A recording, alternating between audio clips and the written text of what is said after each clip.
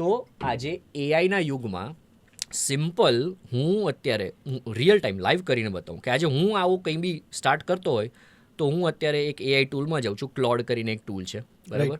હવે ક્લોડમાં સિમ્પલ હું એક નવી ચેટ ચાલુ કરું છું. કોઈ એવું કંઈ ટ્રેન નથી કર્યું, બ્રેન્ડ ન્યૂ નવી ચેટ, વોઇસ મોડ, કેમ કે મને લખવાનો કંટાળો આવે છે એટલે હું વોઇસ મોડ ઉપર જાઉં છું. Hi, so I am trying to sell my luxurious glasses which can be sold as a D2C product on Shopify store, and they have very nice design, and they can be a great thing for beer lovers or drinking plain water as well, or soft drink as well during birthday parties, and if they are in a podcast setup तो podcast setup में भी बहुत अच्छा लगेगा. And if I want to sell that, list down top 3 pain points, desires and outcomes of my potential customer for this particular product. હવે આ voice મેં અત્યારે નાખ્યો, એને આખું ટેક્સ્ટમાં કરી નાખ્યું. હવે instantly while we are speaking, આપણે જ્યારે વાત કરી રહ્યા છે, આ એઆઈ આપણું કામ કરી રહ્યો છે, રાઈટ. તો હવે આ જ પેન પોઈન્ટ ઉપરથી હું વાત કરીશ, આ પેન પોઈન્ટ આ રિસર્ચ કરીશ અને હું આગળ જતો જઈશ. તો મારી પાસે ઓછું બજેટ છે પણ એક ફ્રી એઆઈ ટૂલ, આ ફ્રીમિયમ ટૂલ છે બેઝિકલી, કે તમે ફ્રી બી યુઝ કરી શકો છો અને એનું પેડ પ્લાન બી લઈ શકો છો. ફ્રીમાં બી તમે કરશો તો આવું જ તમને મળશે. પણ હવે જો આમાં કેવું આવે છે, પેન પોઈન્ટ એને 3 મને શું આપ્યા? Lack of impressive drinkware for entertaining. એટલે કે લોકો જ્યારે એકચ્યુઅલીમાં મતલબ શું લખેલું છે, they feel embarrass serving drinks in ordinary mismatch or cheap looking glasses when hosting guest. Wow. Right. જ્યારે ગેસ્ટ તમારા ઘરે આવે છે ત્યારે તમે ટ્રેની ટેબલ ઉપર જે ગ્લાસ મૂકો છો ને, તમારા મગજમાં ચાલતું હોય છે કે આ ગ્લાસ કેવા લાગશે. It directly associate with your image. Exactly, right.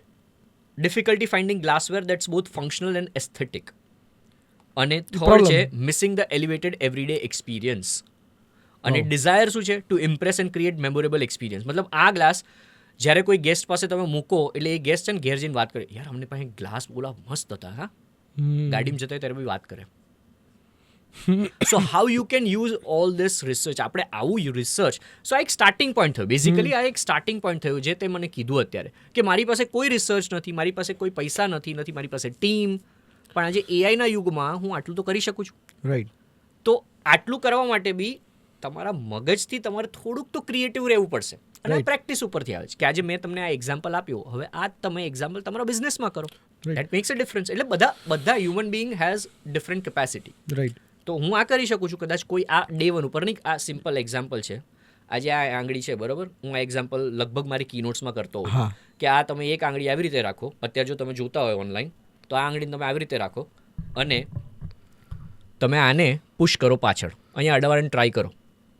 હવે પહેલી જ ઘામાં તમે જો આ અત્યારે જો મારી આજુબાજુ બધા કરે છે, કોઈને થતું નથી, બરાબર. આ ટીમ જે કરી રહી છે કોઈ નથી થઈ. મારે હજી હું વાતો આરામથી તમને કહેશો ત્યાં સુધી રાખીશ, મને દુખતું નથી. હવે આને રિલેક્સ કરી અને પાછું તમે ટ્રાય કરશો ને તો જેટલું હતા ને એને કરતાં થોડુંક તો પાછળ જશો જ તમે.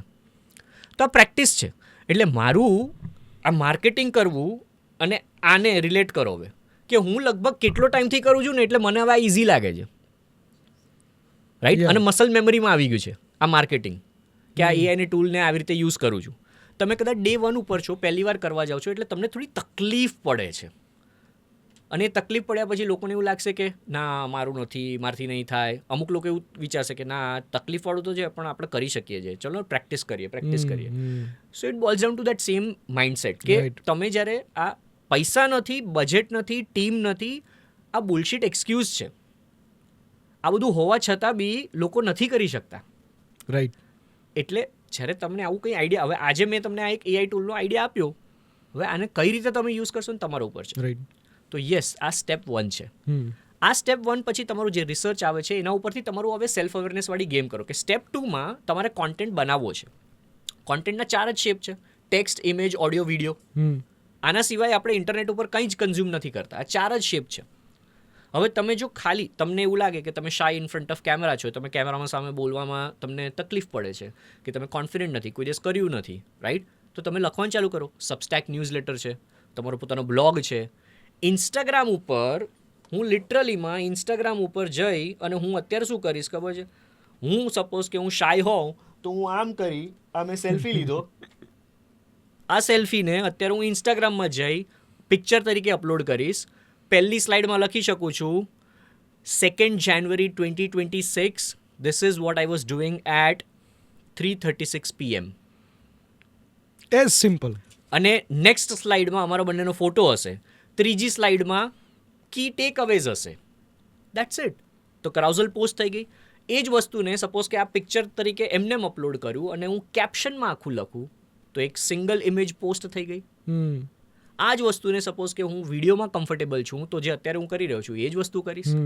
સો કોન્ટેન્ટ ક્રિએશન ટફ નથી. લોકોએ એને એવી રીતે મગજમાં બાંધી રાખ્યું છે કે મારી પાસે જ્યાં સુધી આવું કંઈક માઇક નહીં હોય ને સારું નહીં દેખાય. મારું એવું કહેવું છે, be resourceful with the resources you have versus કે તમે રિસોર્સિસ જ્યારે ના હોય ત્યારે એની કમ્પ્લેનિંગ અને બિચિંગ મૂડમાં હો કે મારી પાસે પૈસા આવશે ને ત્યારે હું આ કરીશ, મારી પાસે ટીમ હશે ને ત્યારે હું આવું કરીશ. अपना टाइम आएगा आएगा बोलने से नहीं आएगा, अपना टाइम अभी है, उसको बस तुम एग्जीक्यूट करो. રાઈટ. એટલે अपना टाइम आएगा થી મોટિવેટ ઘણા બધા થાય પણ motivation is temporary, execution is permanent. તો એક્ઝિક્યુટ કરવાનું ચાલુ કરો. આજે આટલા મેં ખાલી આ કદાચ 5 મિનિટની અંદર આપણે ઘણો બધો આઈડિયા આપ્યો કે એઆઈને યુઝ કરી ડિઝાયર, આઉટકમ અને પેઇન પોઈન્ટ્સ તમને મળી ગયા. એના ઉપરથી એક વસ્તુની વાત કરી નાખો. As simple as that.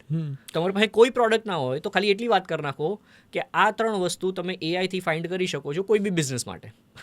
શું પેઇન પોઈન્ટ, ડિઝાયર અને આઉટકમ, તમારું રીલ બની ગયું. રાઈટ.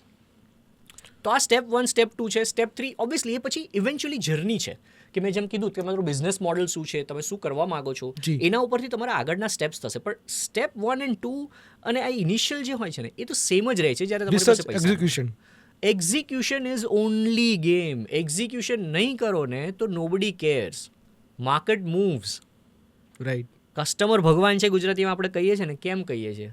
કેમ કે તમે કેટલા સારા છો, ધંધાકીય માણસ છો, તમારો પ્રોડક્ટ કેટલો સારો છે, તમને એવું લાગતું હોય કે પ્રોડક્ટ તમારો ગજબ છે, જોરદાર છે. કસ્ટમરને નહીં ગમે તો તમારો પ્રોડક્ટ તેલ લેવા ગયો. કસ્ટમરને ગમવો જોઈએ ને. સો જ્યાં સુધી કસ્ટમર સુધી તમે પહોંચાડવાની કોઈ વસ્તુ નહીં કરો ત્યાં સુધી એ સારો પ્રોડક્ટ બી ઘરમાં જ રહેવાનો છે, કાટ ખાઈ જશે. ગાડી જેવું છે. ગાડી તમે નવે નક્કોર લાવો ત્યારે મસ્તી નહીં લાગે, ચકચકાટ લાગે, પણ તમે એને ગરાજમાં જ રાખશો, વાપરશો નહીં તો કાટ ખાઈ જશે. એન્જિન કાટ ખાય. તમે 5 વર્ષ મર્સિડીઝ લઈને આવો, BMW લઈને આવો, રોલ્સ રોયસ લઈને આવો, ગમે તે ગાડી લઈને આવો, 5 વર્ષ એમને ચાલી આવીને રાખો, કાટ ખાઈ જશે. ગમે એવું હોય એને તમારે એન્જિનને યુઝ તો કરવો પડે ને, પેટ્રોલ નાખવું પડે તમારે.